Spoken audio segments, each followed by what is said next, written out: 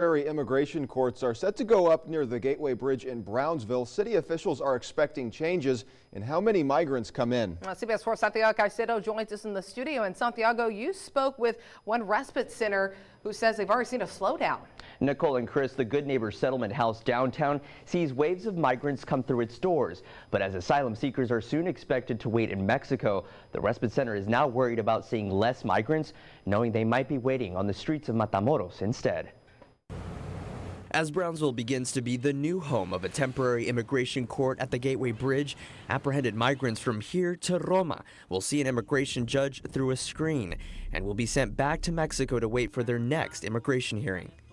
Less migrants could be seen coming to respite centers like the Good Neighbor Settlement House. These poor people. 60 to 100 people come in daily.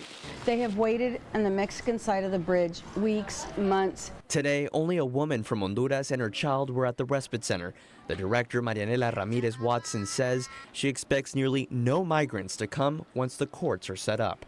I totally believe that an injunction will happen and all of this will get overturned. She feels with lawsuits from organizations like the ACLU, hundreds of migrants will be coming back into her respite center.